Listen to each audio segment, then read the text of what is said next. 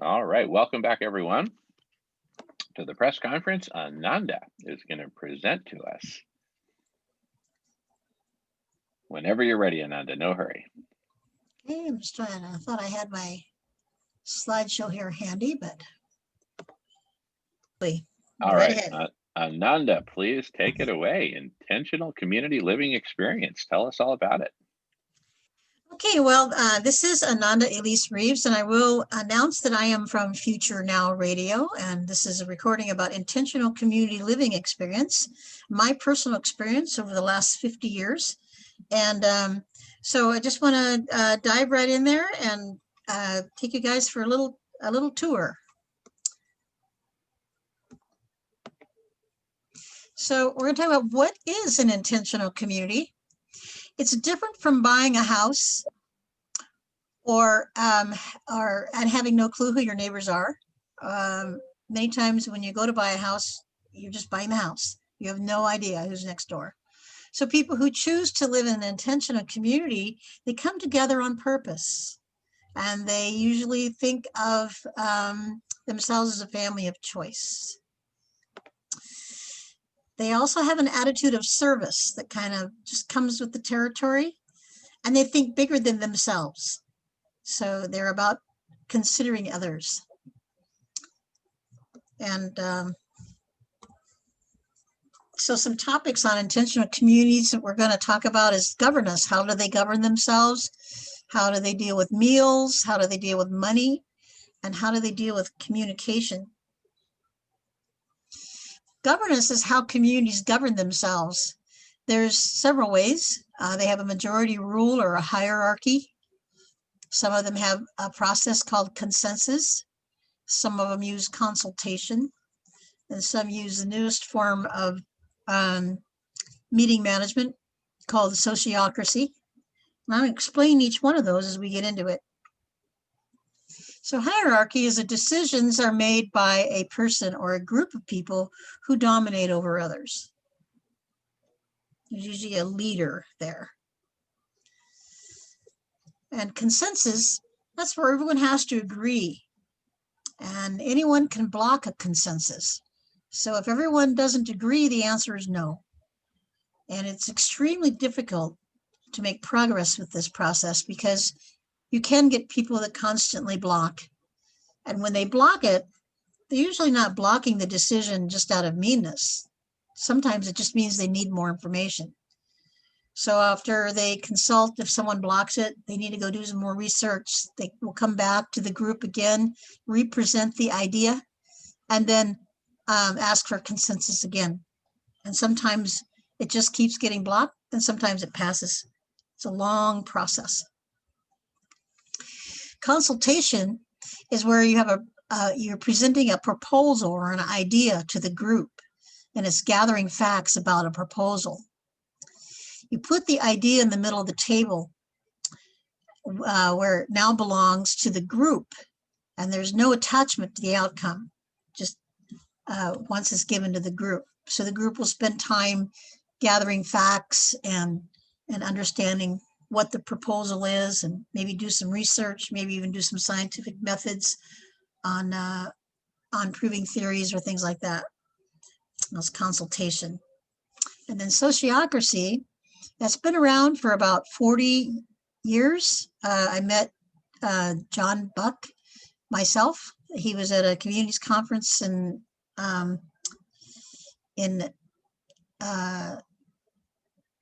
East Wind community, I think that's where it was. And he talks about a circle of equals. When you're doing sociocracy, it's a circle of equals. It's decentralized structure, means that everybody gets to speak and have a voice, and it's a plan to improve. So in sociocracy, no one dominates. There are no bullies. No one takes over the meeting. Everyone speaks equally, and it's usually timed. It's not Robert's Rules of Order. It's not majority vote. If someone objects to a consultation, it keeps circulating around until the group can come to a place of, well, that's good enough for now.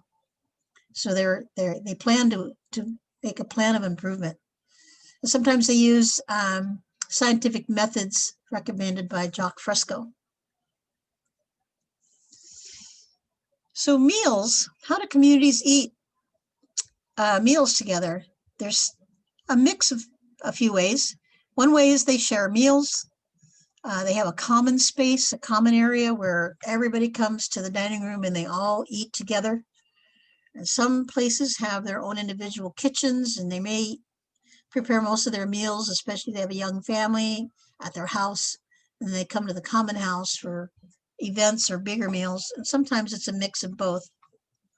This is a community that I actually belong to up in New York.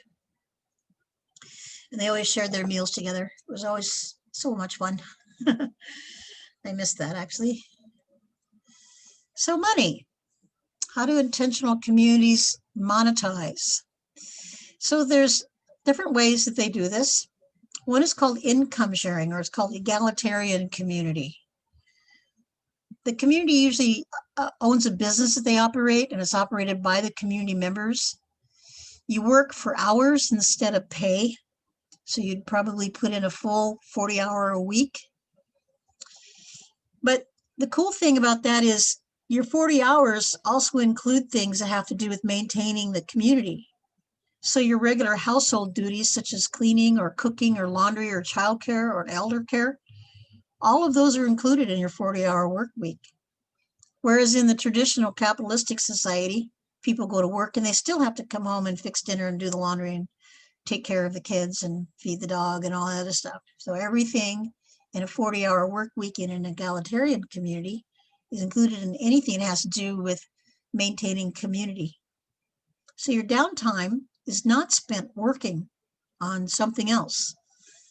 In exchange for work hours, they get free room and board and a stipend. And I'll show you examples of each one of these communities, but the ones that I lived in, I never needed anything.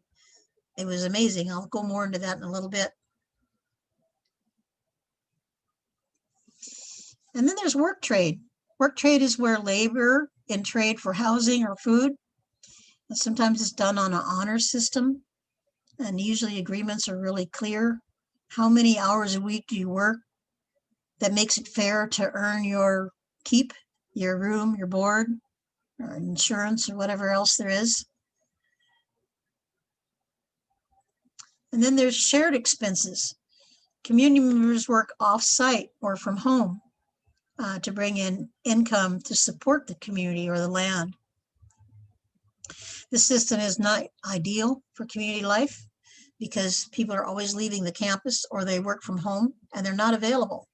And in community life, you need a lot of meeting time in order to get things done and do clarity. And, then there's also just sociocracy meetings and there's entertainment and all that stuff. And so it's very difficult to have a community where people have shared incomes, shared expenses. So this is a little story about my experience in community. My first community experience, I lived in a rural community as a child on a small hobby farm. Neighbors worked together to take care of the children. And in this particular case, they worked in ways that you don't expect because there were many stillborn babies at that time that I was born. My parents lived in a naval housing, and it was on top of a chemical heap. And many babies that year were stillborns. But I survived birth. That's my first victory of life.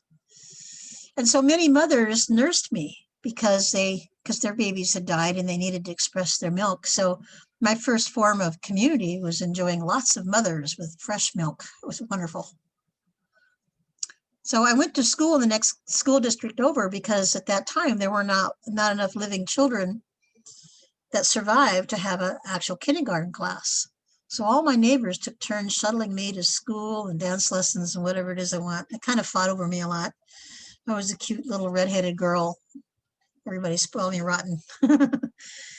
So that was my first experience in community before I even was big enough to even understand what that was all about.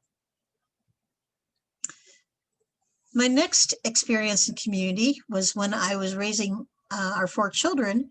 My husband and I lived in a metropolitan city area, We were a part of a spiritual community whose members lived all over the city, but they came together often for meals, children's classes, and celebrations and visits. And so we called that our community, even though they didn't live anywhere near each other, and they didn't consent together, and they didn't make decisions together, and they didn't share living together or anything. And this was a metropolitan area community, not an intentional community. And then my first intentional community was at Eastwind. It was a property of 50 to 100 people on 1,000 acres of land in Missouri. It was an egalitarian community. Remember, I mentioned that egalitarian communities share income, and they did work trade. So you worked, and you worked for 40 hours a week. In exchange, they gave you your own room. They had a big, huge, gigantic closet of clothes. They call it our commie closet. And anytime you took a shower in the community shower area, you just go into the big commie closet and pick out some clothes. You didn't have to own your own clothes. It was really funny because you put something on and someone said, "Oh, that was mine. I remember bringing that." It was really fun.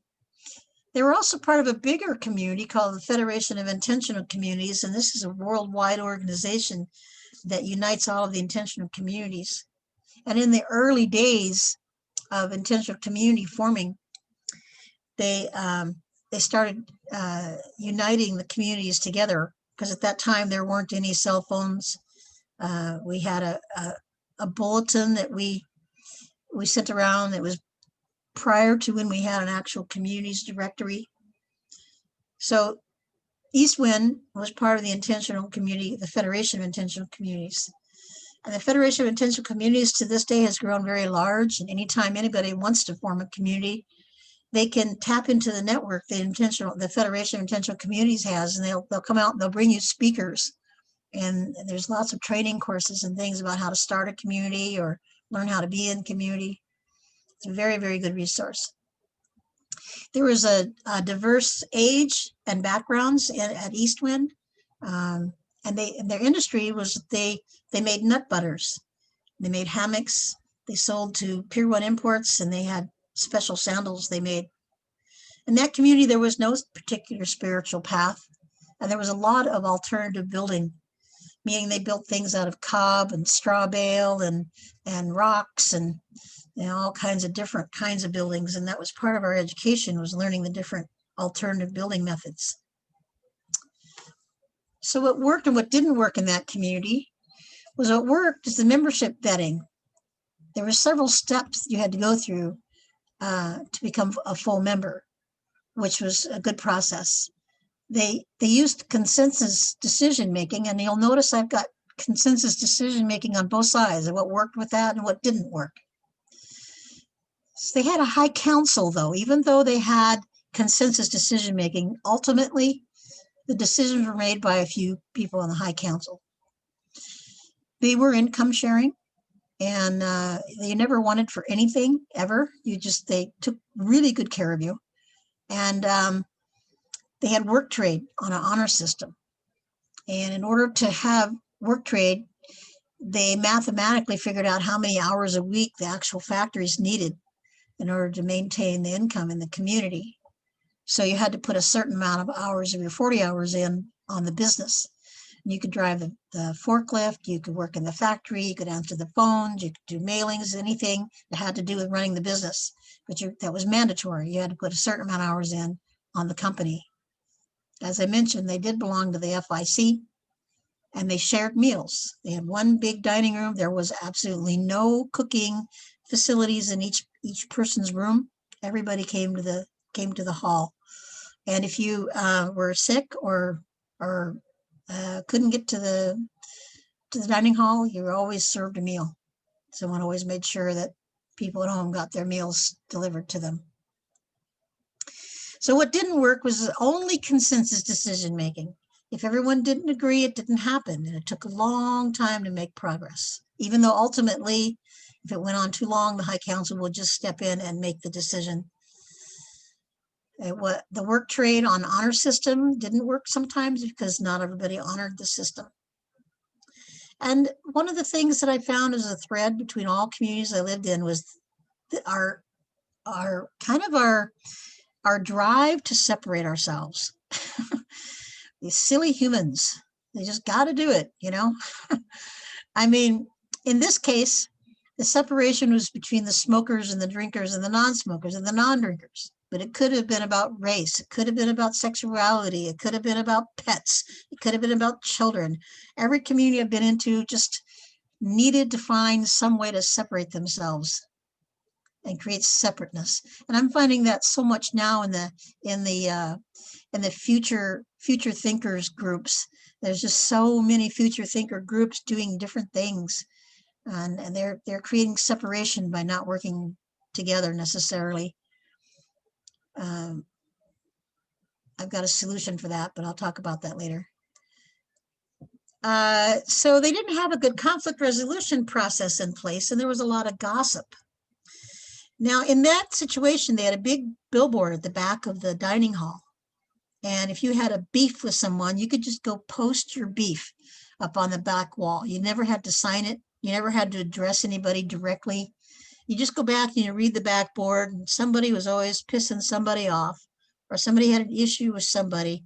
But there was no way to really actually resolve the conflict. You just got it that people were upset with somebody because of this or that.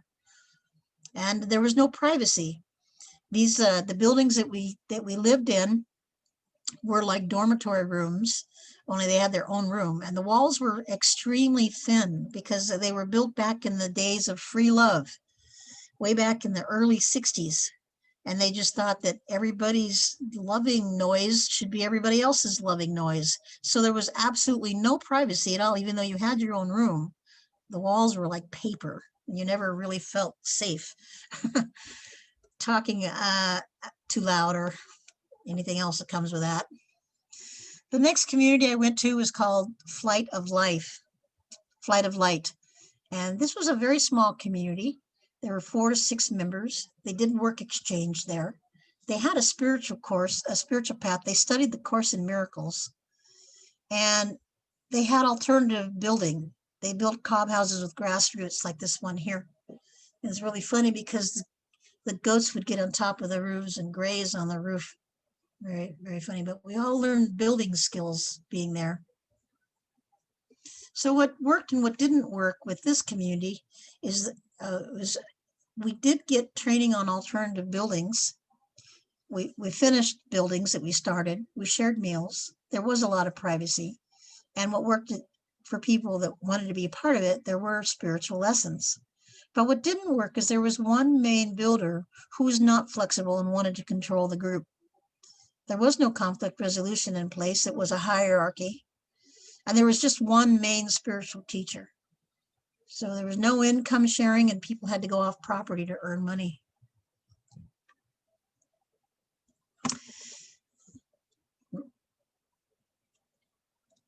Then I went to Twin Oaks. Twin Oaks is the exact same sister city as Eastwind.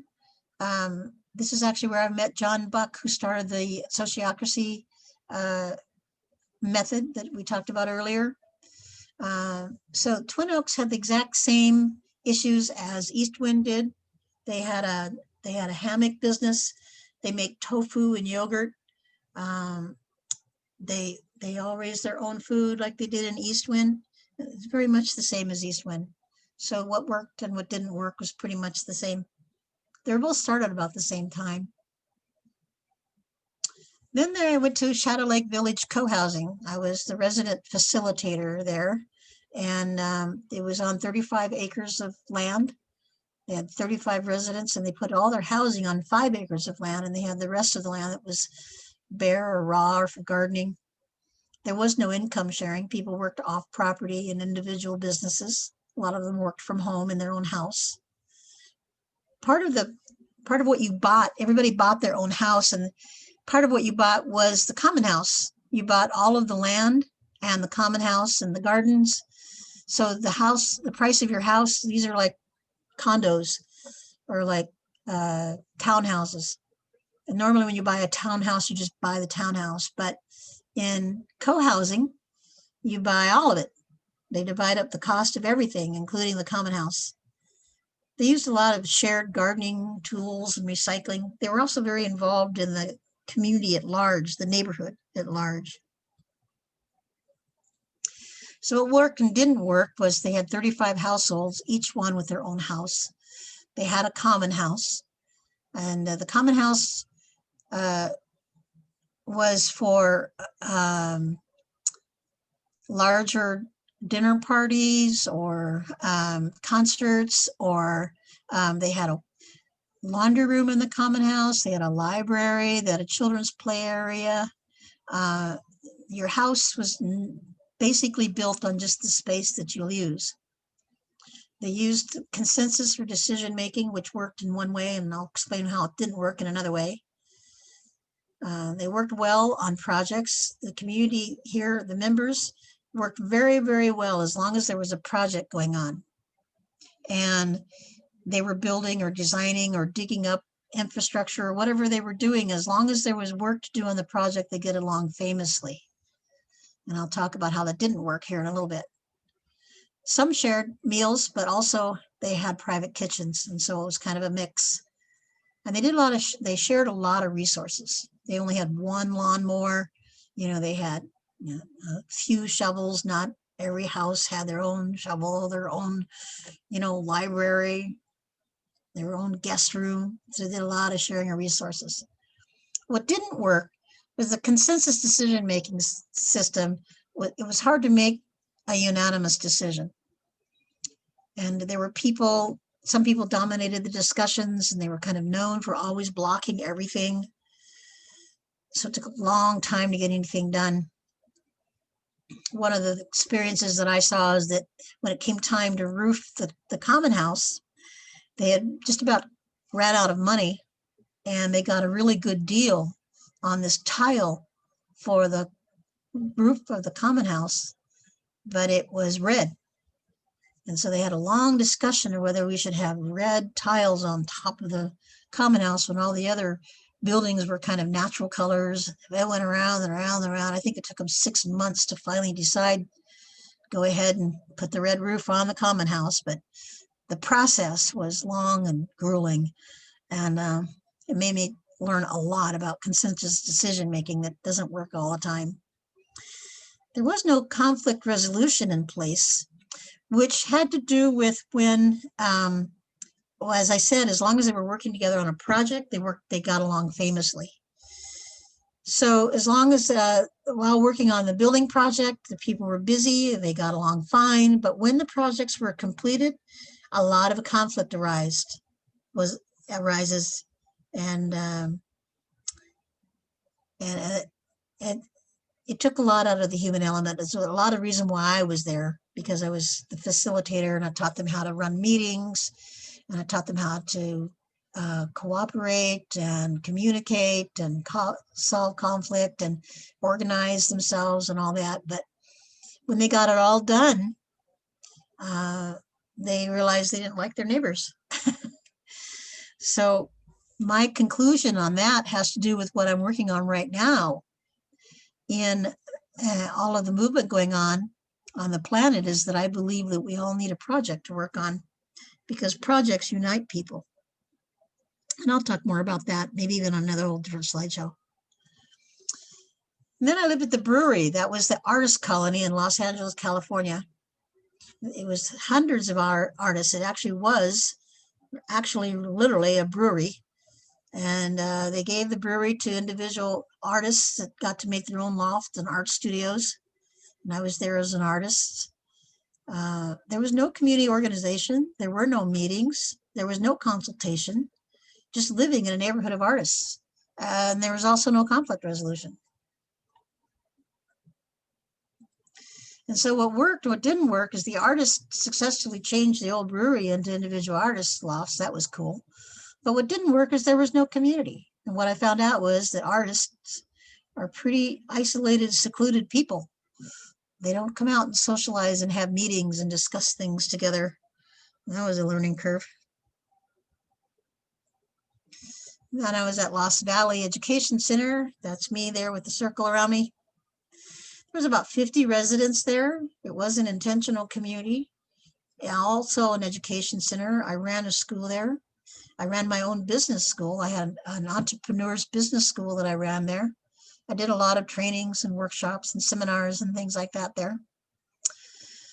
We shared meals. They had one big common space for meals, and a lot of times they ate outside, and it's really beautiful. It was all vegan and vegetarian. I learned a lot about vegan cooking and vegetarian cooking while I was there. We all had our own private spaces, although they were very old and run down. Most of them didn't have plumbing, and they were in the process of doing alternative building projects. It became a permaculture school, and a lot of permaculture students came in to help us build new houses out of cob or straw bale or hempcrete or all kinds of different things. And they did practice sociocracy. It's one of the first communities I lived in that actually practiced sociocracy. And they also practiced nonviolent communication, which is communicating compassionately. And they did have a conflict resolution process. They talk to the person first that you have conflict with. If you don't get resolution, you can have a mediator. If that doesn't work, they had a whole team of people that dealt with conflict in the community. You still with me, everybody? Very much so, Ananda. All We are right. hanging on every word and loving it. Good. Oh, let me keep going here. Yeah, it's So- fantastic. Oh, wait a minute. I went back instead of forward. So what worked and didn't work at Lost Valley was they did work trade. And I'll tell you why that didn't work also in a bit. They shared meals. They did alternative building and permaculture design. They had good conflict resolution. They had a sociocratic meetings and nonviolent communication. And keep in mind, they were very, very new at learning all of these processes and conflict resolution and sociocracy and nonviolent communication. So they weren't practiced at it, and they weren't good at it at all. So in a sense, we were learning nonviolent communication from everybody who came there with all their violent communication skills. And it was quite the challenge. I'm looking forward to a day when I can learn nonviolent communication from nonviolent people. That would be nice. Didn't happen there. Because we were new at it, we weren't practiced at it. Things came out sideways a lot. A lot of feelings got hurt, but we attempted to work through it. So what didn't work is not income sharing. Most people worked off the property. It was hard to have a community. It was hard to have meetings. It was hard to meet people spontaneously. It was hard to get to know everyone. It was inefficient in a way that even though they practiced sociocracy, they had a board that always kind of wanted to ultimately make all the hierarchical decisions. One of the things that I remember so much about living at East Wind was the equality of everything. Most people worked about the same amount of hours, and it was and so when schools were in session, like my own personal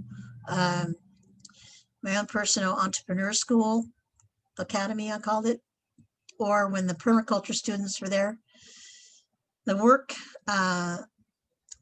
got kind of dumped on the community members that lived there and had to, run it like a hotel with a lot of work. And so we just learned how to enroll people who were coming there to help with the work, and they were just included in all the chores and everything. So that worked for a while, pretty well. Then I lived at the Lotus Mountain Retreat, and that was 4 to 8 residents, people there as residents. It was a 15-bedroom private inn. We did work trade. We shared meals, and we practiced sociocracy. This was a beautiful place on top of a mountain. It was all organic vegan, and it was, from what I know, is the only vegan hotel or inn that vegans could go to. So we got a lot of traffic up from New York, and I was actually a vegan chef while I was there, as well as I conducted a lot of workshops and trainings and things like that. Now, what worked and what didn't work was what worked, we provided room and board for workers. What worked, it was vegan organic meals that were shared. Sociocracy, for what it was worth, worked but we were very new at it. None of us were very good at it. And what worked was that everybody did work, but what didn't work was it was difficult to get good workers. We got a lot of the homeless population because we were offering free room and board in exchange for doing duties that it takes to do a hotel. You had to do laundry and do dishes and mop floors. And, a lot of the people that we got just really wanted the free room and board, and they didn't have the skills that we necessarily needed. So it taught me a lot about how to do a good vetting process. A vetting process is what kind of agreements you have before people come about what the community wants. What specific skills do we need here? What kind of personalities do we want to live with? And so I learned a lot about vetting because in this situation, we didn't vet good enough. And there was a lot of drama that went along. The sociocratic meetings were very poorly facilitated because nobody really had training for that. So in a sociocratic meeting, you talk in circles, and the facilitator is there to make sure that everyone in the circle gets to speak. Well, if you got a facilitator that was used to the old methods of leading the meeting and running the meeting, many times people didn't get to talk in their circle. So it was poorly facilitated, but we were learning. There was no conflict resolution in place. There was lots of conflicts, and sometimes in front of the guests, people would have blowouts and, all kinds of things would go on, and that sometimes the respect for guests wasn't as high as we wanted it to be or needed it to be. And ultimately, there was one person who controlled everything. He was very diverse and very good with people. He's a gentle soul, very loving man. But he really had a control issue. He really wanted things ran the way he decided they'd be running, which caused a lot of conflict. And so again, we practiced there was a lot of violent communication. So people came with their old ways of communicating, not coming from compassionate communication. And so they'd come with habits that we have all learned from our society, that we've all been programmed into. And once we learn that we're being violent communicators, and we have the tools to shift that, then we have something to work with. But most of the people that we had there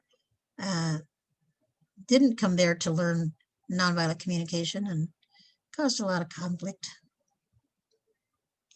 So here we are, just kind of a summary. The egalitarian communities and sharing communities were the East Wind Intentional Community and the Twin Oaks Intentional Community.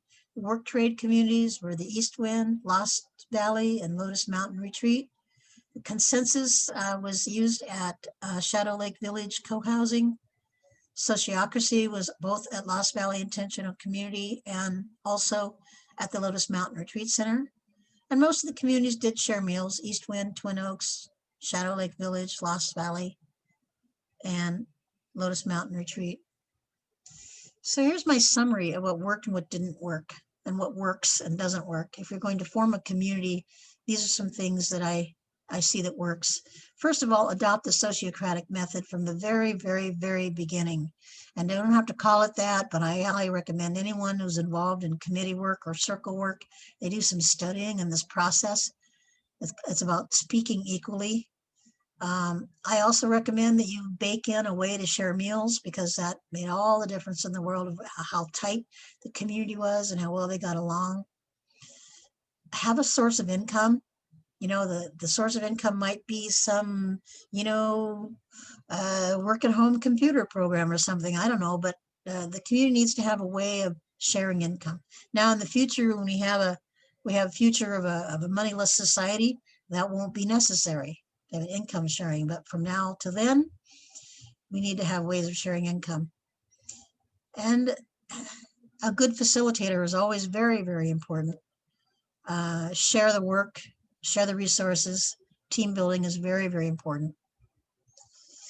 So what doesn't work is no structure to decision making. That doesn't work. That's our old world. That's our politics. That's the way our whole country is run. There's really no structure in making decisions. And we think that the Robert's Rules of Order is a structure of decision making, and it's really not.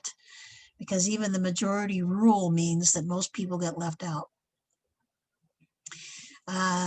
Unclear goals or intentions. Why are you here? What are you doing here? What is your intention? Unequal sharing. One person dominates the conversation. If you have a sociocratic process, that doesn't happen. Not having a good facilitator is not a good idea. Speaking violently, maybe interrupting, not participating, body language, all those things are ways of speaking violently. And then no bonding or team building. You can't just put a bunch of people together on a team and expect them just to hit the road running and go to work. They've got to feel that bond and that connection. Very important you get that. And so here's a summary. What works is, oh, I did this. Wait a second.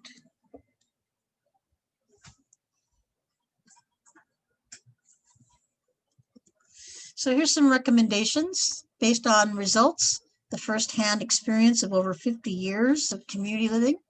I recommend the following format or forming for a new, this was based on a resource-based economy community. Of course, it could be any new community.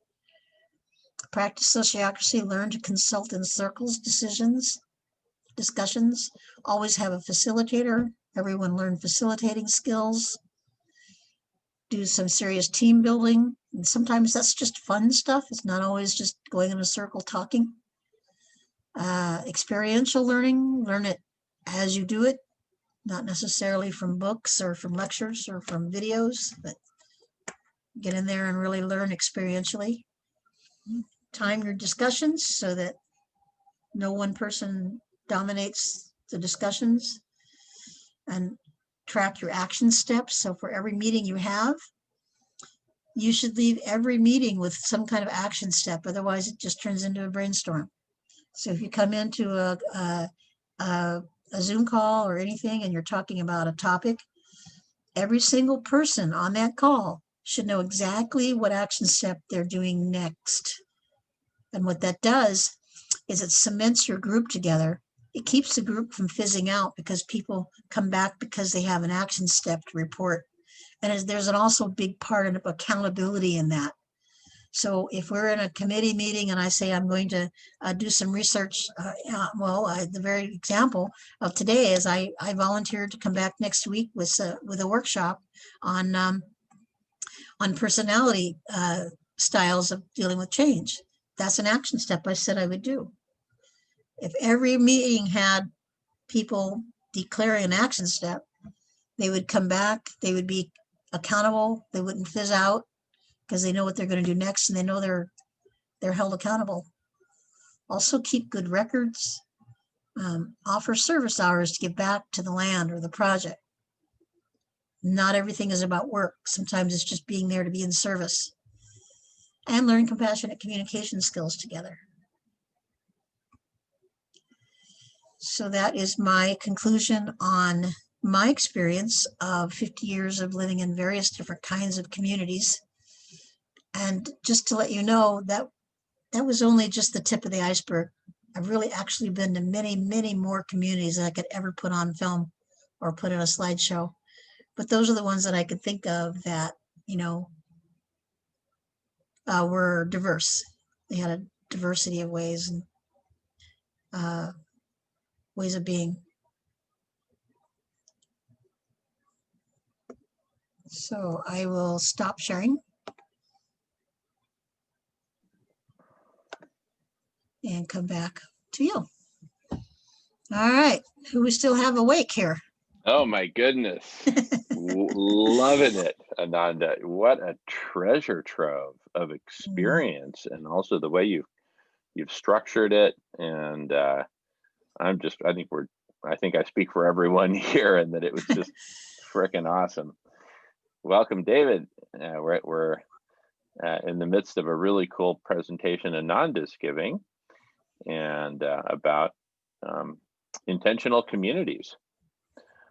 So I'm fascinated and popping with questions, but I'm not. I'm going to go on mute and let everyone else speak first. Oh, how sociocratic of you. You learned something from that, didn't you? Well, I'm open for any questions. Please go ahead.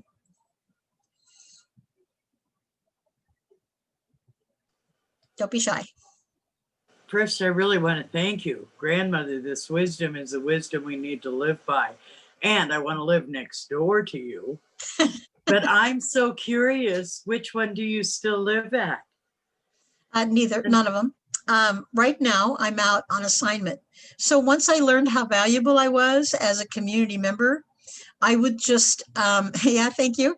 I would just find assignments and go where I'm needed. So right now, I'm on a project in San Antonio, Texas, where I'm needed for my skills as facilitator, organizer, coordinator, trainer, and we're developing a land project that is an example of how people would start a community from raw land. And so we're doing building here, and I'm needed here. When I travel and I offer my services, it's at no cost to the community, although they do provide me with room and board.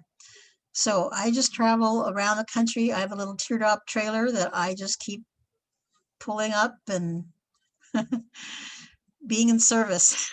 Thank you, Jamin. If anybody here needs my services, I'll be glad to show up on your property and teach you how to do community, or show you how to consult together, or create peace together, whatever you need.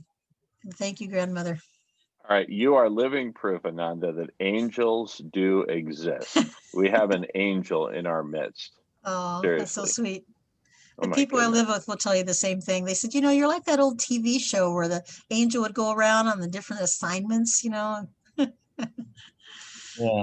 So, I just came in, yeah, and hi. obviously I didn't hear anything that was said. Gotta say, sister, I feel you. Mm, I mm. feel you, and I intimately feel what you're doing. And from that place, all I can say about that is bless you. Oh, that's Bless you and wonderful. bless us for receiving it. Mm. Thank you. Thank you so much for feeling me. And I've learned over time there's kind of a lot to feel. Well, hello. That's what we're supposed to be doing anyways, isn't it? Yeah, yeah. Wow, yes. That doesn't come from any ego. That's just pure experience and no. all life. It's all living life. On the edge of that place we call insanity, Yeah, yeah. Yeah. Yeah. Well, thank you for I worked reading that. 27 years with the Child Protective Service down in LA. So I got to see the underbelly of everything that we deal with. And so to be able to navigate in these places, these ways, on these terms right now, it's like as I'm watching my exiting time evolve, it's thank you.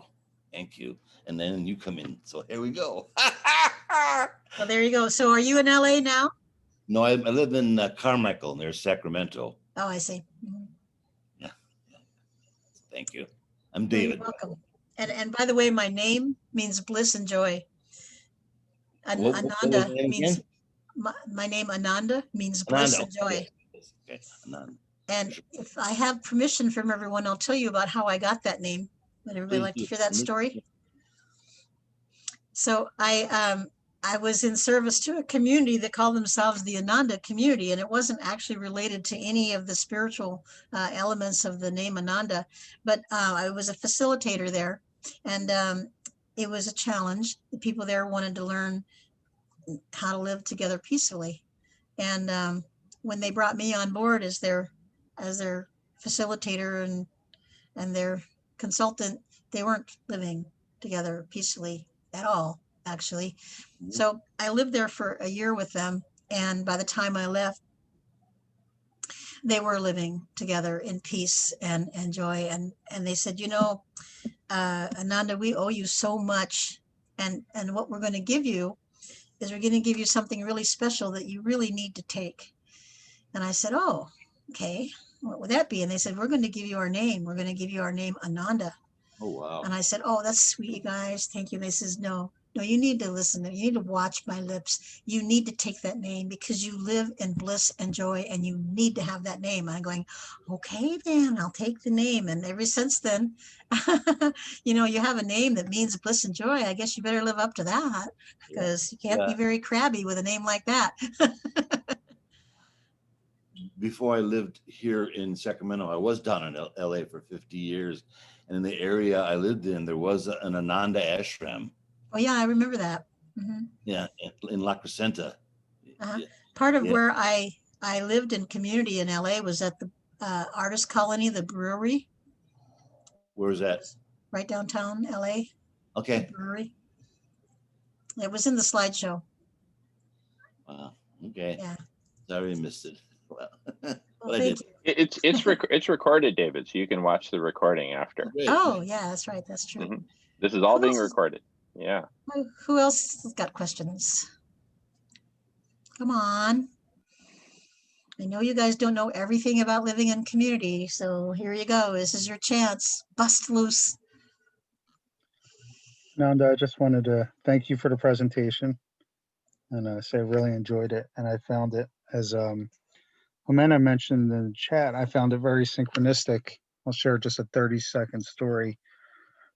About 4 years ago, one of my teachers told me, look up ICs. And I said, well, I don't know what the heck an IC is because, it's something I could see you be involved with. And I put it to the back of my mind for about 3 or 4 years and went through some challenging times in the early spring, non-COVID related. And I said, let me look that up. I remember her mentioning it and I put in the chat about Twin Oaks, where obviously you mentioned, right? And I just it was a pleasant distraction. I became fascinated with it. And I would watch the videos on it. And I actually even just applied for like a 3-week stay there, like a trial. I don't know if I would end up there, but with COVID, they couldn't do that. But it just was a really good source of positive distraction for me during that time frame. And I learned a lot about it. And I was saying, even in my book that I just published, I mentioned them in the acknowledgments because I finished my book up during that time frame. And it was like that, just seeing a different perspective helped me immensely through my challenging time frame. So I can also imagine that your varying perspectives from community to community has helped you become the person that you are now and have that consultative role where you can help. So just a little bit of a background story. And I think it was quite synchronistic. I haven't been on for a couple of days, had no idea what the agenda was tonight. Let me just log in, and it was welcome back. So thank you. Yeah, so to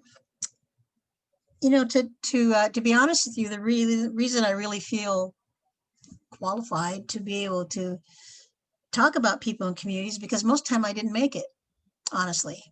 I had communities even ask me to leave. I mean, normally everybody loves Ananda, but I came in from the 60s and the 70s where leadership and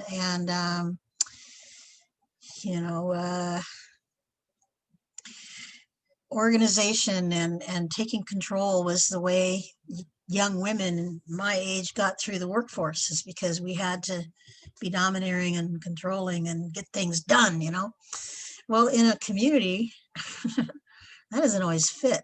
It's like living in a fishbowl. Seriously, whatever you've got going on about you, everybody sees it and everybody knows it. And I walked in with great ideas and great ambitions, and I had lots of good suggestions, and they'd been living together for 20 years, and all of a sudden Tigger comes bouncing in on them with all these ideas, and it didn't always go off very well, to be honest with you. And so because I didn't really, meld in with everybody and ride the same ship, there was a lot of adversity for me. And I had to work very hard at learning compassion and empathy and patience and holding back and circular speaking. I mean, oh my God, that took a huge adjustment on my part, because I'd say, in the middle of a meeting, I would just speak up and say it. And in sociocracy, you wait your turn, and you take notes on what you want to say, so that when it comes your turn, you don't forget what you're going to say, but you don't just barge in there. So I came from a very strong background. I am known for getting things done. I do get her done. I get a lot done. And but that's not really the favorite way communities like to operate, you know. So I found out that I was much better at facilitating meetings than actually being a participant, because you know, as facilitator, you can still have a little bit of control, in the sense that your job as facilitator is to make sure that everyone in the circle speaks and they all have equal time. And, you know, if there's a conflict, I know how to resolve the conflict with compassion and empathy. But it wasn't always easy living in a community of people that moved a lot slower than you did. They had issues, sometimes environmental issues, that were serious, and they needed to be addressed. And uh, I, I, I thought that we should address this, and they had their own pace about doing things, and it wasn't always my pace. So to be very vulnerable and candid, community living for me wasn't always easy. And a lot of times I was the cause of the conflict. So, you know, that's a hard pill to swallow sometimes, but most people know me as very loving and gentle and joyful, and but some members in community will validate that I was a lot harder to work with than that. So, and the reason why I didn't end up at Twin Oaks to stay there the rest of my life is because when you go to Twin Oaks, you have to, or East Wind, either one, you have to kind of admit you're at the end of your line, and this is as good as it gets. You're not allowed to have your own ambition. You're not allowed to invent your own entrepreneurial business schools Right. on the campus. You know, you don't come there with an agenda.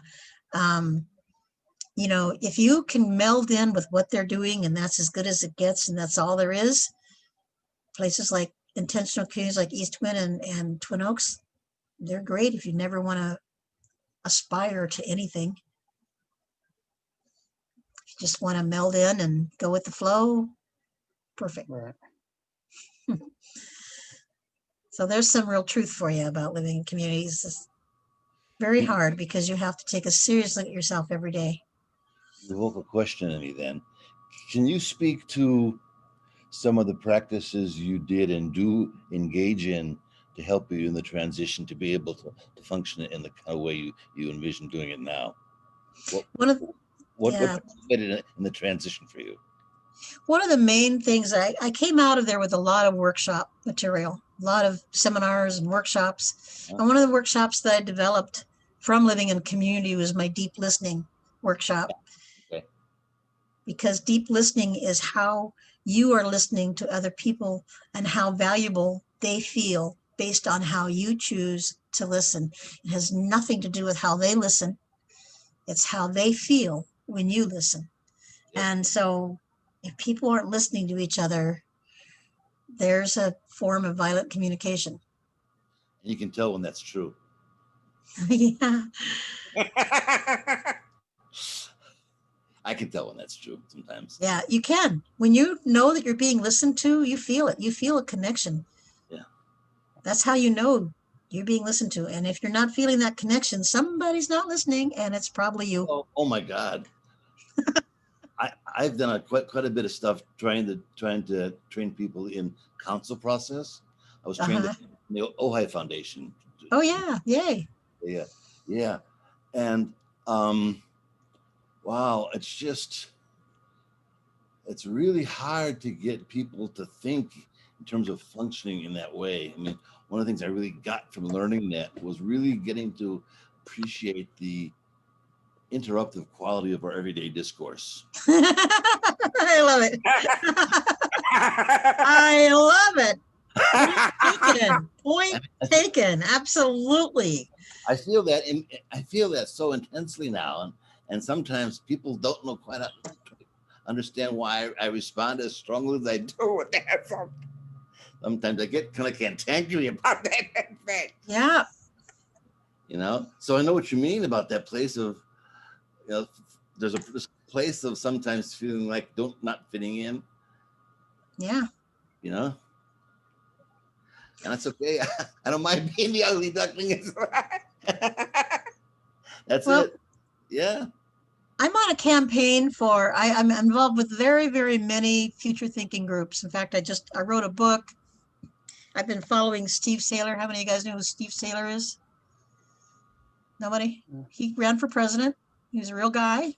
Look him up on YouTube. You'll be absolutely astounded at his campaign, his presidential campaign. What was his last name? Steve Saylor, Saylor. Okay. Just a second. And I'm also involved in various different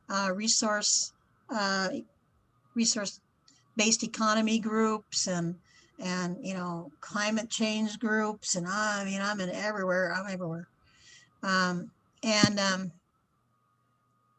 One thing that I have concluded is there's people that out there who are actually literally designing cities, future cities that make sense.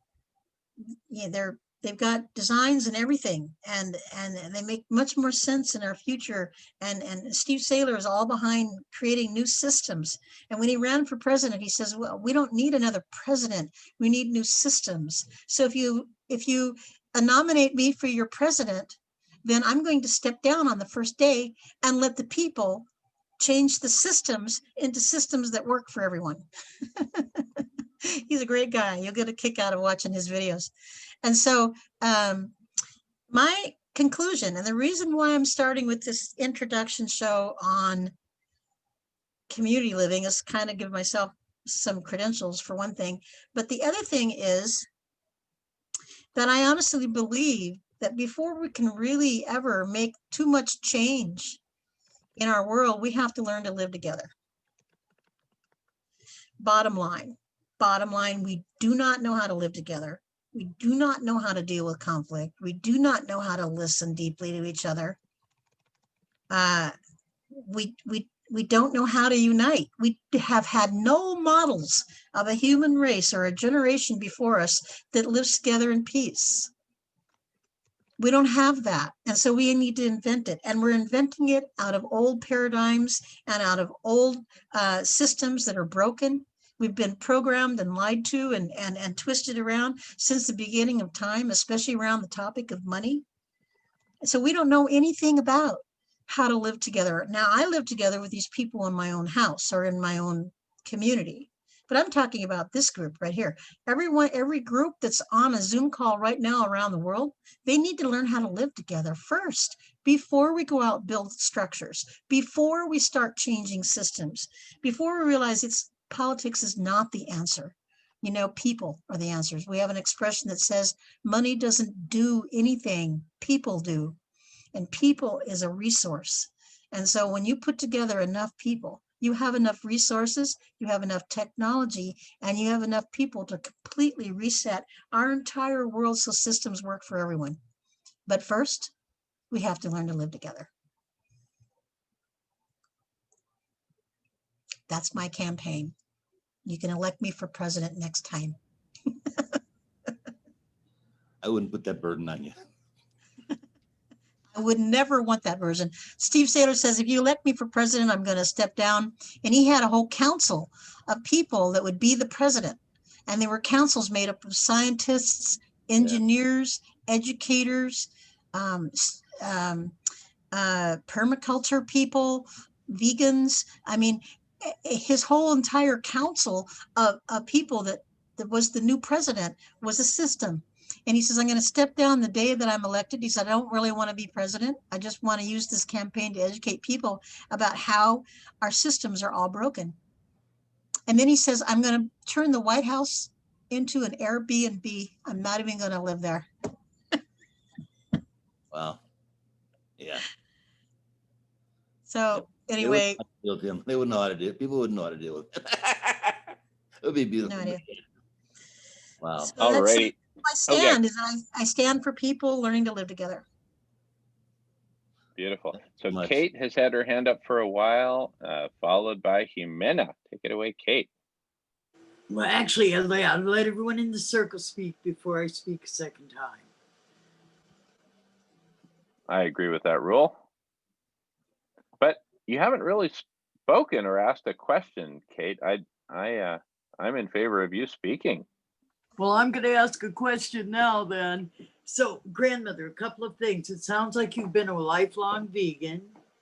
Do you think it's possible to have a moneyless society? And thirdly, I hear that you're going to go start community around Houston, I believe I heard. Is there any way we can vicariously live through that experience with you and kind of learn? Is that possible? How do I get more of you? I want to be in a Zoom room with you more. Yeah. How do I do that? Thank you, grandmother. Well, first question. What were your questions again? Sorry. Are you a lifelong vegan? Oh, Can we lifelong have vegan. a moneyless society? Yeah. Okay, to the vegan question.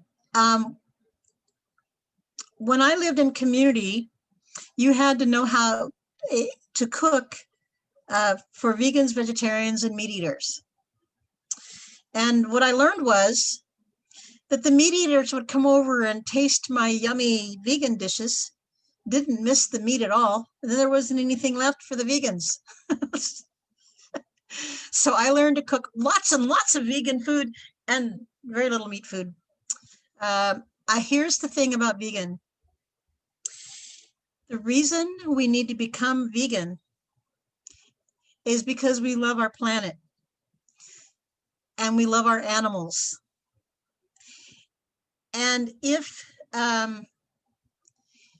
we're harming animals to eat them or their byproducts, we have no business doing that. And today there's so much technology in delivering healthy foods or supplements, we don't really need to eat the meat.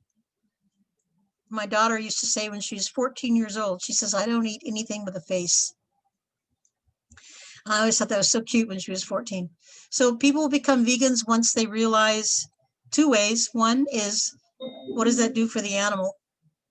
They say, well, you don't have to hurt animals to have eggs. They say, but how are the animals treated in order to get their eggs? That's what you really need to ask yourself. People will become vegan once they're exposed to how delicious vegan food is too. They all have stigmas about that. Now, the other thing about, do I believe we can have a moneyless society? I absolutely do, beyond a shadow of a doubt. I absolutely know that this system that we have now is so broken that it has got to turn around. It's got to break. It's got to crash. And when it does, there's millions and millions and millions of people out there on the planet right now in a movement towards a moneyless society. It's going to take a lot of education because that's not how we were programmed. But I really do believe that money doesn't do anything, people do. And people and time are the two most precious resources we have on the planet right now. If you get enough people together with enough time and enough technology, we can do anything. And then the last question is about the, I love you so much. How do we get more of you? Can we vicariously help you learn how we're building community? So there's a couple of things. I'm an owner and operator of a radio station called Future Now Radio. I'll put it in the link, futurenowradio.com. You can hear all of the people I interview, and you can hear me as your host. I'm on the verge of uniting all of the resource-based economy groups. It's called Resource-Based Economy United. So we're working on putting everybody together. And as I mentioned, the healthy thing to do with everybody that is fragmented and separate is to give them a project to do. So we are currently in the process of organizing a large conference for the whole idea of a moneyless society. And we've got some really good speakers lined up. Anybody interested in that, you can let me know. You can Facebook friend me. Hey, I'm making Jamin just jump up and down all over the place tonight. That is just so cool. So in order to get to a resource-based economy or economy that's moneyless, there's several things that we need to do. One thing is we need to watch the Zeitgeist Amendment movie. How many are familiar with that? If you're not, go look it up. Zeitgeist. I'm not even sure how to spell it. Somebody spell that for me, will you? Zeitgeist. It's Zeiggeist. It's a series of videos about. Yeah, there you go. It's a series of videos about moving to a moneyless society. Very, very good. I just watched the Zeitgeist Amendment. It was filmed in 2008, and it's even more pertinent now than it was then. But so we need to, one, turn off the news. The news is owned and operated by corporations that want to control us. Number two, become vegan. Number three, do not support the military in any way. Don't join it. Number four,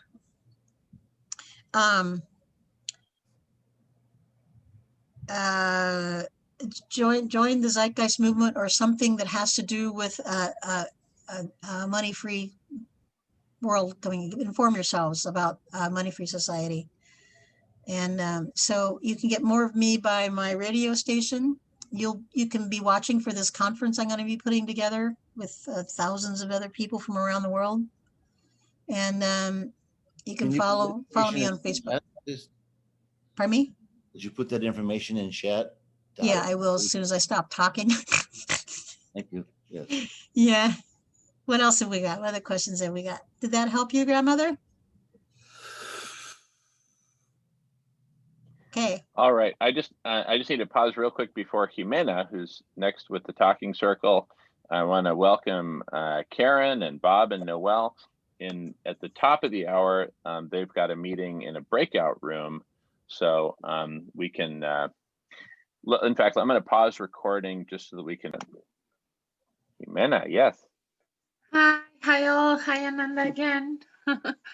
I just wanted to say I am so proud of you because you said also the advantages, and not only the advantages but the disadvantages as we talked, because I had like the fortune to hear your simulation before you gave the presentation, and I'm so proud that you included that, because knowing the disadvantages and what you've been through, like, it's also a know-how. Like, the mistakes are also a know-how, and they are very important for people, like a complete context about what it is to live in intentional communities. And we had like a serendipity also of some friend that needed this information in the exact time, and you were like a prophecy somehow teaching us this, because we are trying to understand how to get rid of private property, right? How to get rid of private space, how to get rid of our greed, how to get rid of our pride, how to get rid of so many things that has took us to this world that is divided and so unfortunately so not peaceful because of that, right? Because we need to search this in the middle via somehow to understand, not being that drastic about the walls so slight that you can see through them almost, and don't have a privacy. Like, that is very hard for me to imagine my life. And I also have like 3 dogs, which are like my kids, because I'm single. So I would love to take my dogs with me when living in a community, and I don't know if that is possible at all. So there is a lot to learn, and the difficulties that you went through is like this very important information that you also need to give. So I want to tell you that I'm proud that you gave that, because we were talking the other day that you were not sure if you were talking about this or not. So I'm glad that the situation encouraged you to talk about it, because negative things also give a context, and and they are very important to consider. So I acknowledge your courage for telling also that it went not very good in some situations, and that you try your best and keep blessing us with your name and your presence. Thank you. Oh, well, thank you. And you know something, I have to honestly say I got that courage from you, because when I showed this slideshow to just a couple people before this, just to kind of get feedback on it, and you were part of that. And it's the first time I ever really said out loud that, you know, intentional communing sometimes was very hard for me.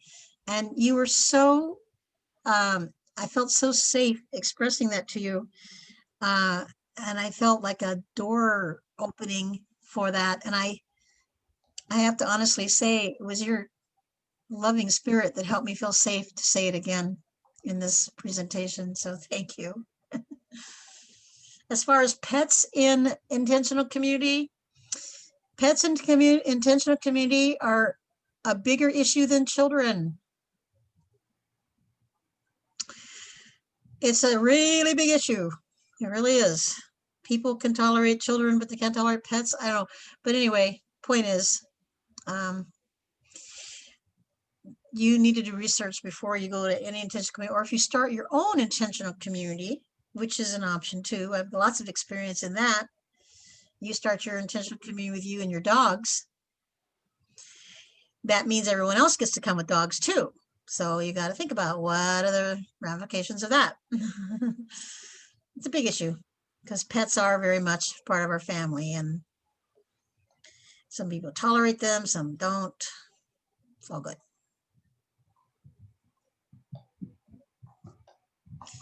All right. Beautiful. Jimena, did you get your questions answered? And Ananda, I want to make sure we're not taking up too much of your time. I could be here all night. Doesn't matter to me. Oh my goodness. Wonderful. So thank you. So my question is around what you said about the different kind of futures, futures communities. I have to keep directing people to breakout room 1. Welcome, Flo.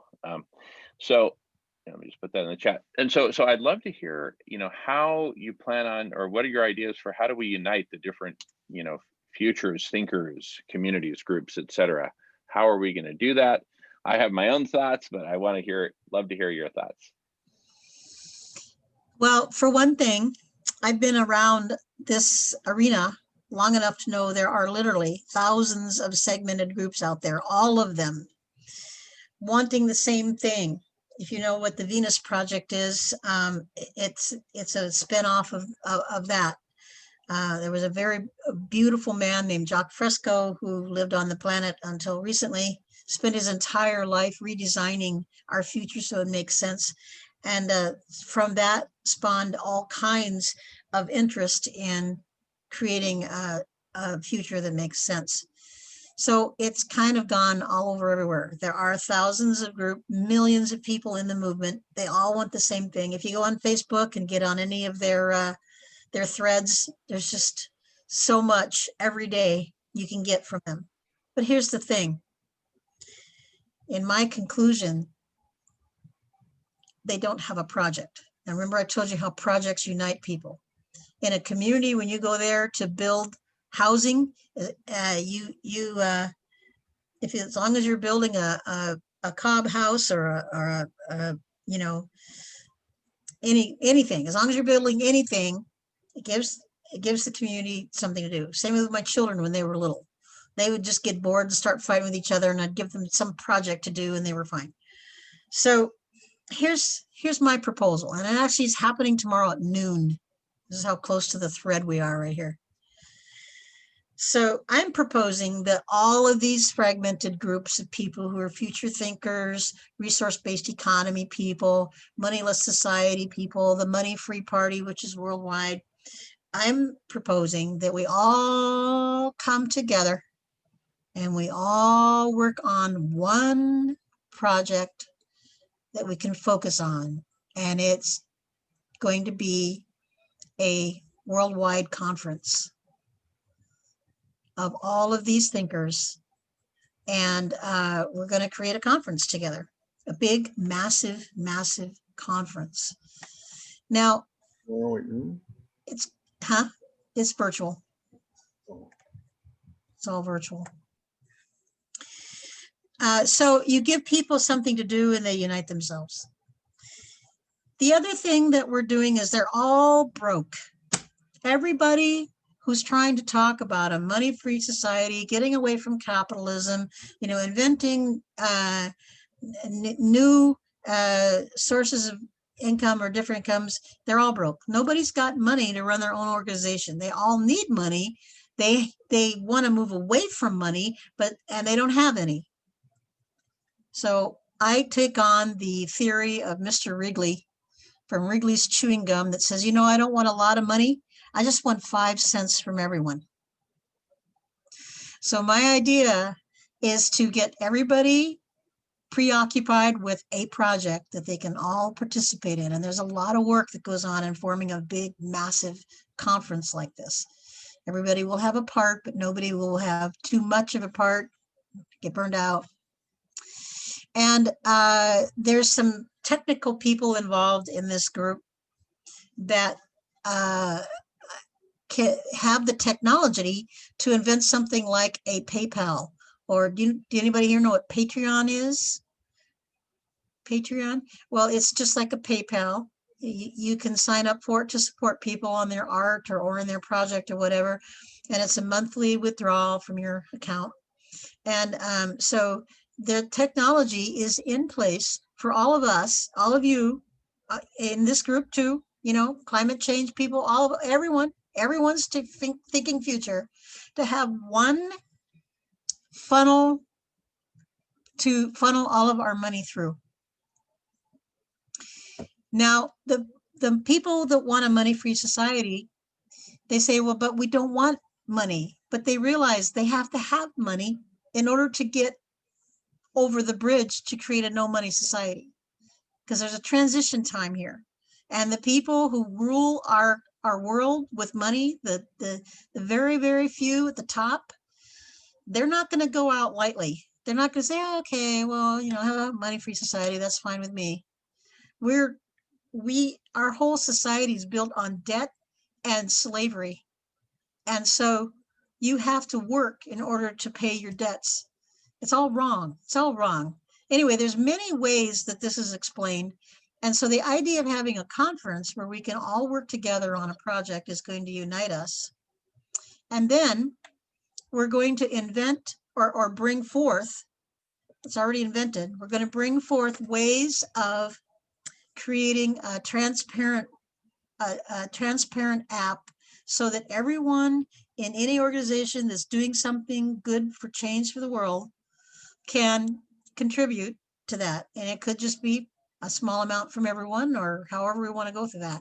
But we're going to create our own foundation so that if your group needs money to, pay for your Zoom calls or to run a conference or to do anything, you can apply for grants from money from our own people. So if all the change makers in the world got together and had one foundation to funnel everyone's money through, then it would come back to people who need money in order to change the world.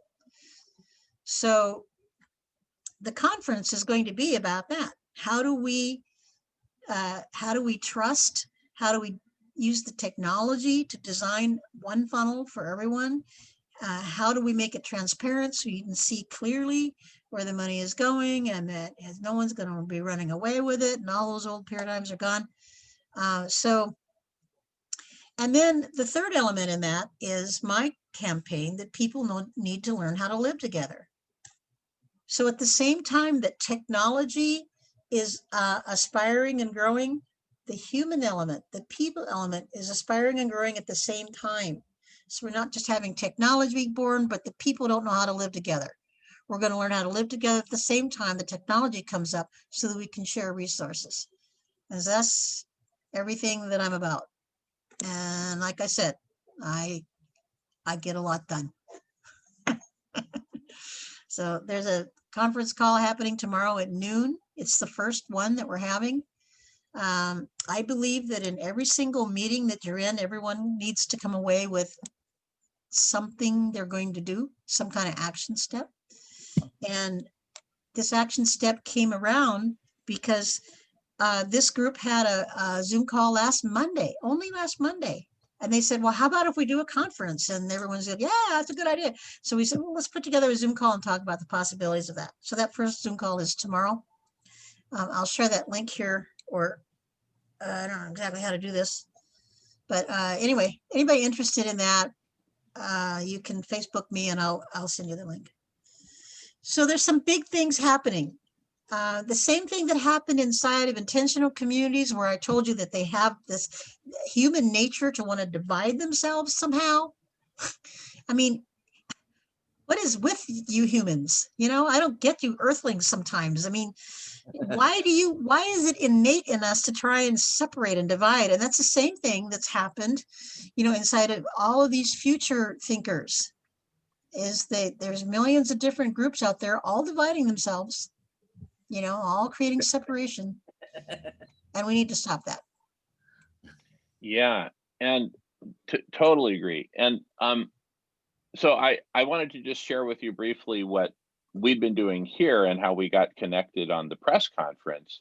Is my idea was the press conference essentially is like a conference, right? But an Yeah. ongoing one where each individual or group who has an idea, a project, etc., can present it, and then also invite people to come to what we call an open house. Could be a one-time event, could be a recurring open house, etc. And so I'd love to hear your thoughts on that. And what I spend a lot of my time on these meetings lately is working on kind of a synthesis of a lot of the ideas that are passed through here that actually lead towards a very specific project, namely feeding everyone plant-based foods. And that's my, big bet for how we can come together and work together and make all this happen and unite the world with that. But again, that's just my thought. My bigger thought is we essentially create a marketplace of ideas and projects, because everyone's going to go do whatever project they want to do anyway. But kind of like a Barcelona tower of humans, right? People will converge on kind of the best idea and make that happen together. But anyway, love to hear your thoughts on that and anything else. One of the things I'm pitching tomorrow in this conference is this whole concept you've got going on here, because it would be lovely if the conference design committee came through here and got to know all you folks, and you folks got to know all of them, and that's yeah. So around the lines of creating the platform for everybody to come in and join whatever group they're in is really admirable. I really admire that a lot. But for us to really make it work,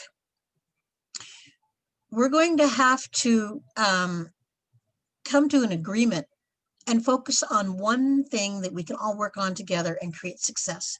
That doesn't mean that you can't have your other side group on knitting or, on vegan or whatever. But at one point, all of the people interested in a positive future are going to have to do a project together. Now, it might not be your favorite project, but it's about us proving to ourselves that we can be united and we can be successful together. Because, I'm seeing it here. The people that are here are awesome, but the people that were here on your first few calls, there was many, many more of them. And it happens like that. They kind of fade out or they go somewhere else, or whatever. But we can't afford to do that anymore. We've got to unite on one project, and maybe it's not your maybe not your favorite project, but we all have to agree on one project, focus on that, and make it come to success. And I can't think of anything better than a worldwide conference where all of this knowledge and information gets to be put out there. I've been attending lots of festivals and things online since Christmas time and all kinds of things. There's a Saturday Night Alive. How many of you guys know about that? That's pretty cool. Yeah, those people have been really rocking it as far as getting some good speakers and stuff like that. But all of those need to come together. And we need to sacrifice a little bit or compromise or let go or whatever you want to call it. But we all have to nudge a little just to get to the center. And you might say, well, this isn't my favorite subject, but because everybody's doing it, I'm in service to the whole team. And so I will, I'll serve a small part on that committee because it's not my favorite, but I'll be there for everyone else's benefit. Mm. So yeah, you will get plugged tomorrow. All the great experiences I've had here with you guys. Well, And where you're going with it is amazing too. no, and I'd love to attend your conference Oh, yeah. tomorrow. And in fact, what we'll probably do is organize a field trip, and a number of us will go as part of the conversation, the press conference, and all the things we're doing here. So please share the link with us so that we know where to go. Should I share the link here because it's kind of long? I mean, it's a Zoom link. Oh no, share away. You can just paste it into the chat. Just copy and paste into the chat. I'll do that as soon as I'm not talking. I'll make sure that I share it. You can also Facebook me, Ananda Reeves, at Facebook. All right. Well, this is so productive. I'm just so excited about all the work you're doing. The actually on the ground, feed people plant-based food. Boom. Cool down the planet. Boom. I mean, we're talking about leaving a meeting knowing exactly what you're going to do next as an action step. We're done talking. We need to do something. Yeah. So something occurred to me as you just mentioned that the Saturday Night Alive event. Yeah. I've been on there a couple of times, and just this one thing that just hit me, and I just need to throw it out there. And it's not from a place that does anything wrong, but just the way it's hitting me. And what hit me about it was very entertaining and very well done. And the question kept coming up to me for myself at that moment, which is, why do I feel the need to be entertained? Like, is that what I really want to spend my time with? Like, hearing the things you're doing, sister, it's like, I want to be in. I want to find a way that I need to plug into that. That's where my life needs to be going. And I just need to, and I will be talking to, and I'm talking to you to find a way to do that. And that's my question. And in that place, I'm less inclined to want to have to be entertained. And that's just me talking from that place right now. And that's just it. And saying that, I'm not even suggesting there's anything wrong with it. It's just how I'm like responding to it, The thing is, we're working hard in this planet right now, and we're going to be working a lot harder. When we all really do seriously unite together to form a bond of something unified we do together on the planet, it's going to be a lot of hard work. And we need entertainment as a release from that. But here's the thing. Yeah. We can no longer afford to be entertained by sources that stifle our spiritual growth. Okay. If you're just watching some mindless show, sorry, that's my phone. Like you're watching that's when my phone used to be a bell, and I would always go like, what's that noise? But now it sounds like a bird, and I always get my calls. But so if you're watching some mindless show, stop yourself and ask yourself, are you listening to yourself right now, Ananda? I mean, like, is this really entertainment? If so, choose your entertainment selectively so that it enriches you. Very good. Okay. Because if we stop supporting entertainment as we know it, about violence and about, oh man, division and separation, and the media is just, the entertainment is just a reflection of the media, which is all controlled by the corporations and the capitalism, and we can't afford to be any part of that. Break away. Wow. So if the entertainment is good for your soul, it makes you laugh or it makes you relax, that's good. I always highly recommend that. If the entertainment is not supporting you in your spiritual upliftment, just change the channel. Wow. What would happen if we all did that? Yeah. What would happen if the media no longer got our attention because everybody stopped supporting the media as we know now? It would fall apart. It would fall apart. Bingo. So this whole system has to crash and burn before we can actually even have a moneyless society. Yeah. And it's going to crash and burn. Why? Because we say so, because we're choosing not to support it. Yeah. The governments and the corporations that run this world, and they program us, they should be very, very, very afraid of us, because there's many, many, many more millions of us than there is anybody in any media station or any corporation for that matter. They should be very afraid if we unite. They probably are. Yeah. You got a Why point. they're fighting so hard to oppress us, right? In other parts of the world. Yeah. So watch the Zeitgeist Addendum movie. It's awesome. It'll change your life. It explains the broken system of money. It explains what you can actually do about it. Good stuff. I haven't seen it, but hearing of it feels like it's an extension of the movie that happened like 10, 15 years ago, Thrive. Yeah. It's like beyond that, feels like. Yeah. There's lots of good stuff out there. We live in a dynamic time in history. You know, we live in the time of history when everything is available. So choose properly.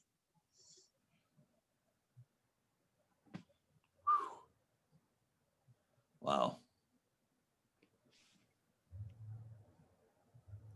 Wow. Ananda, I am so impressed, just absolutely impressed. I think you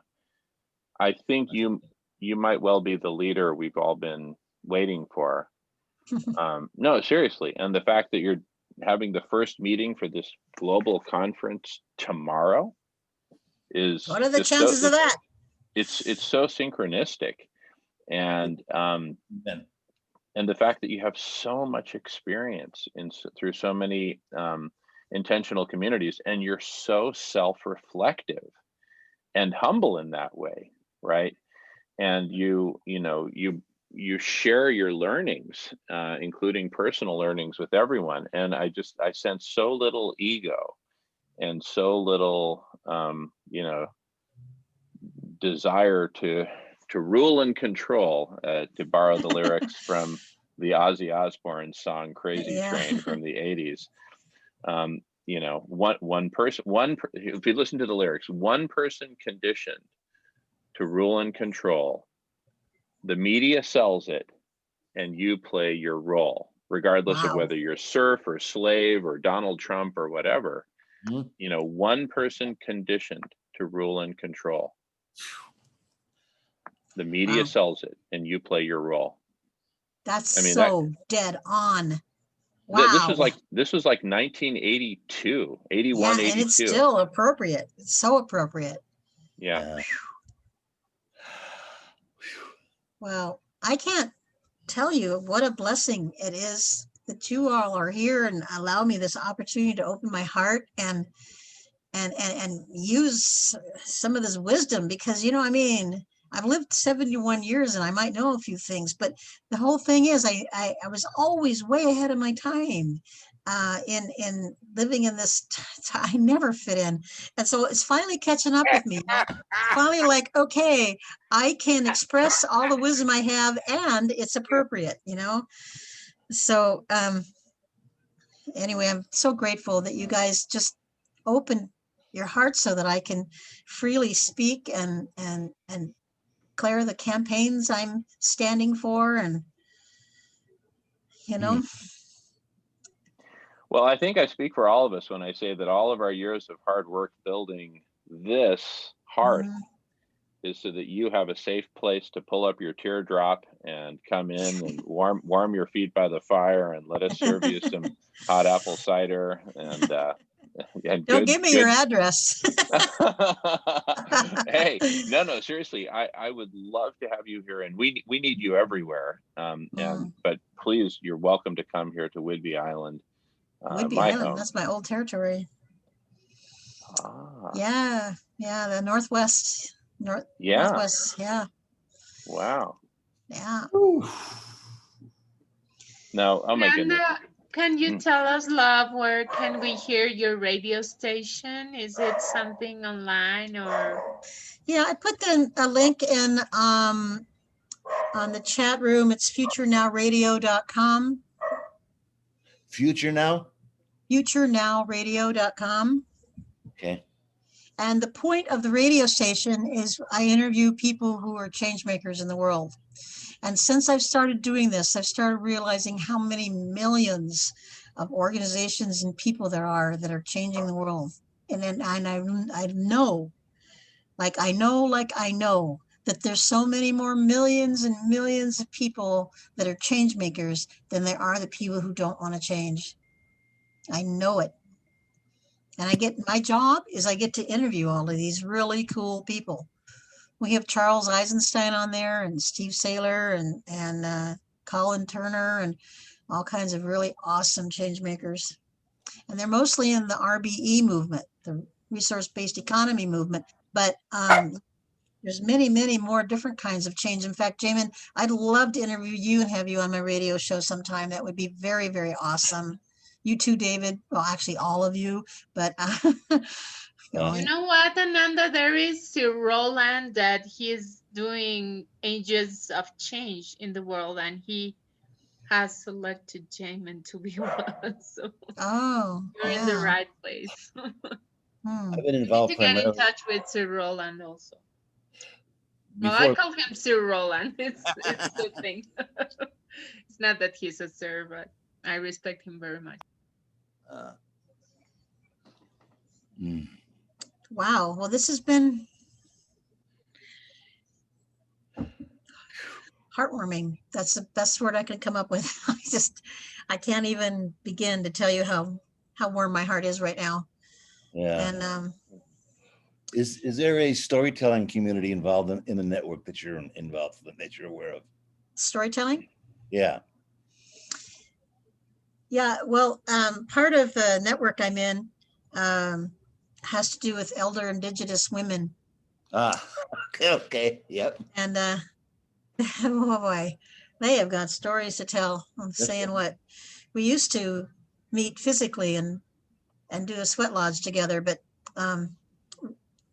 we don't do that now. But that's my favorite storytelling group. I've been involved in the mythopoetic men's movement since 1991, and I've taken the myth, the heritage out of like Robert Bly, Michael Meade, James Holmes. Yeah. And from that place, I've developed the role of being a storyteller. So I've collected a lot of the folk tales. Oh, please stay in touch with me. I would love that so much. Absolutely. Well, I shared my email and phone number with you there. So thank you. It's in chat. Yeah. So my question then is, how do I take what I've got there and find a way to plug in? Because I know it's necessary. And where I'm at right now, I'm in a senior building where a lot of people, it's hard. The thing you were talking about earlier, it's really hard getting them to see the gold that's there that needs to be shared, and they don't see it as gold, you know. Yeah, right. Well, God bless them anyway. You just gotta. Oh God, yes, absolutely. I came on this assignment here in San Antonio, Texas, because I was stuck in a 55 and older mobile home park that had nothing at all to do with community at all.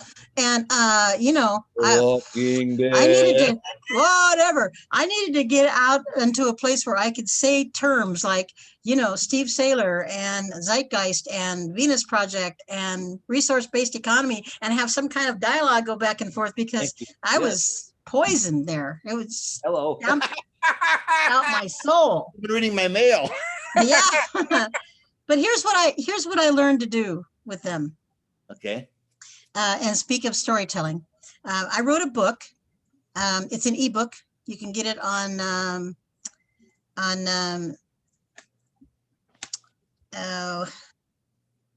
I'm missing the point right now.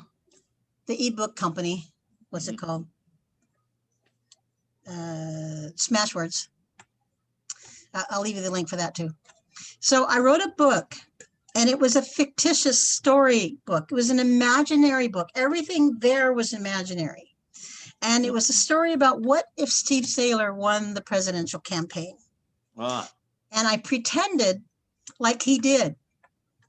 And all of the things that happened and would change, and how children changed their own education system and how the elders found purpose in life and started doing different things besides playing bingo. They were actually in contribution to their world, and how the neighbors started collaborating together by sharing resources, and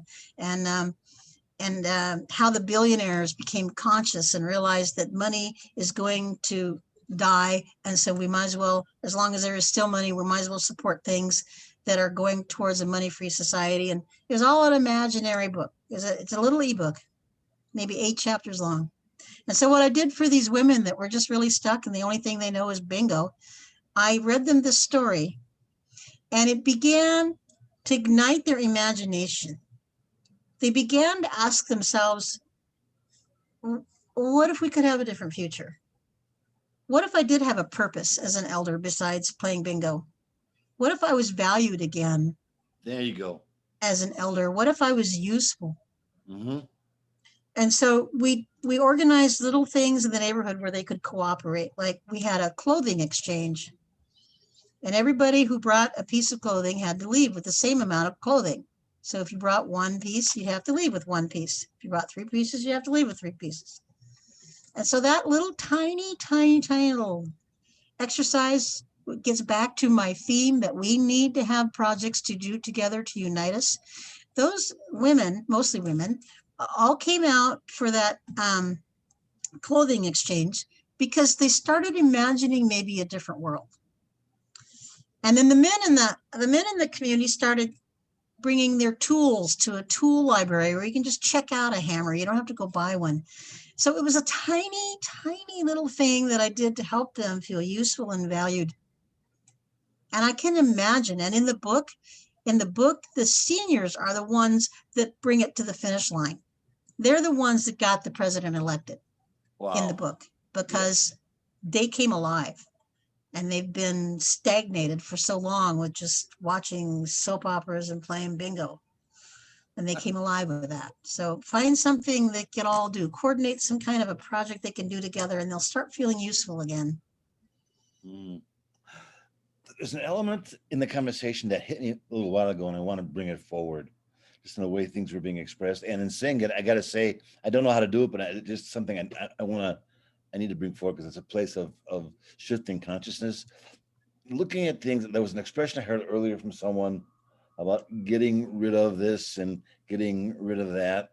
And somehow I learned that track usually reinforces the thing I'm trying to get rid of rather than focusing on what it is I want to replace it with.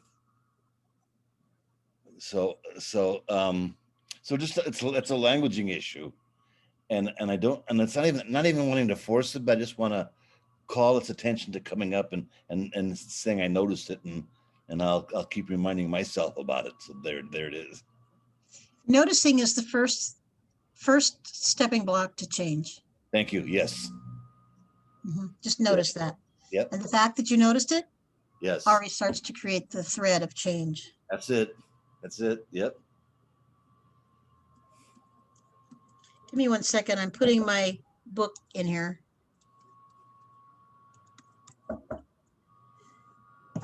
Hang on a second. Hang on. Yep, come in. Hey. Hi. Hey, dinner's ready. I kind of knew that. I'll be out in just a minute. Okay. Thanks. Wow.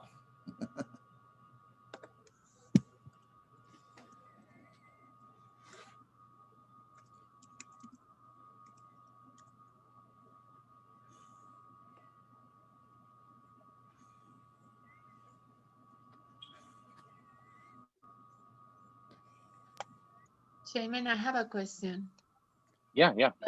Shannon is coming for her open table. When is the conversation ending today? The press conference, sorry?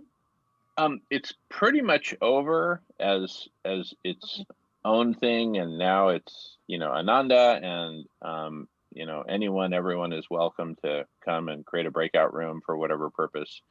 But I mean, is this something for the main space or for a breakout room, Jimena? No, it's a breakout room. I just wanted to know if we are already finished for telling her to come. when she Oh, wants. She's supposed to be here in half an hour, so don't worry. okay. Gotcha. No, I'd say she's absolutely welcome to come anytime, but in terms of starting her meeting, it's totally up to her. But we're also kind of on fire here. Probably the top of the hour would be a good sort of natural pausing point. I'm just feeling. So I put my Smashwords book in the chat room. If for some reason you don't get it, I may have it a little bit wrong. So I'll put the name of it on there. You can look for it on Smashwords. It's called How the People Elected New Systems for President.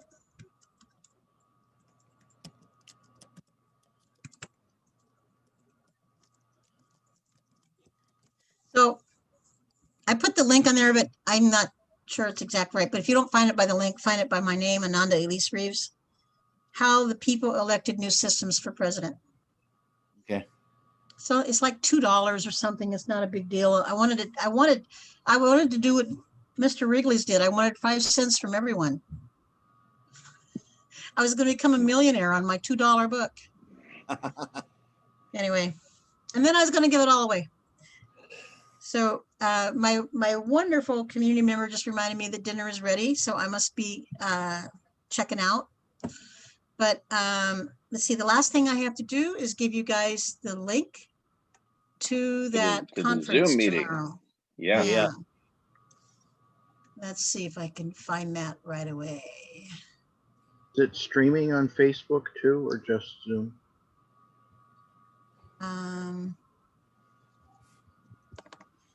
No, it's just gonna, I don't know how to stream it on Facebook. Just a second. Give me a minute here.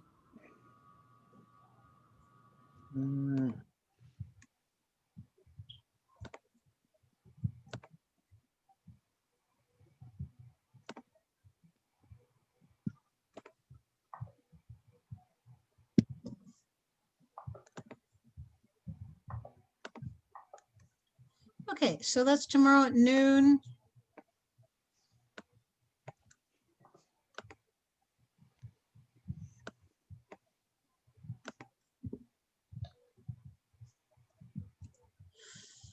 Very good. There we go. Well, it's been fun, and I guess I can say I've really been in my glory here. It's been really wonderful.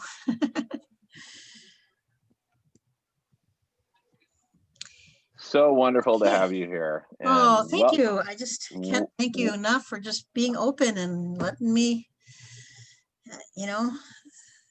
these are some big ideas. People need to unite by working on projects. They need to, funnel all their money together for our own kind. We need to create our own money.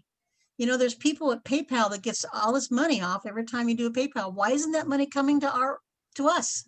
Why aren't we forming our own foundations? We need to make our own money happen, and we need to present our own grants to people that need it to change the world. There's lots of wealth in the world. Why aren't we inventing our own? And then we'll transition to the place where we no longer need money, but you need money to get rid of money, I guess. Absolutely. And Ananda, I don't see the Zoom link in what you sent. I see a Google Doc, which has a really cool presentation, but I don't actually see a Zoom link. Oh, that's the slideshow. Oh, you're right. That's the slideshow I'll be showing tomorrow. One moment. Let me.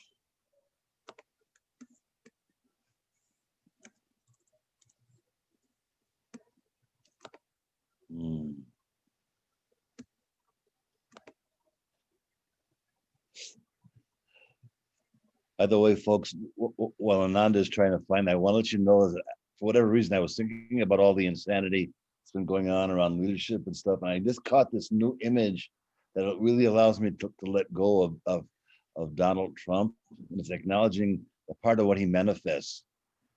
is aging Playboy. And it's like, and somehow once I caught that, I'm able to just like, somehow something allows me to release him a whole lot easier.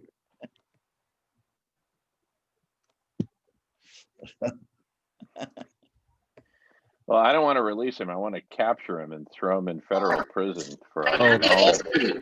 no, I'm not talking about him not being accountable. I'm talking about Right. the way that he entrenches our consciousness. Yeah. Like I said, folks, get rid of the media. You don't need to have it. Yep. Yeah. Stay here. Watch this channel. This is much better. Thank you.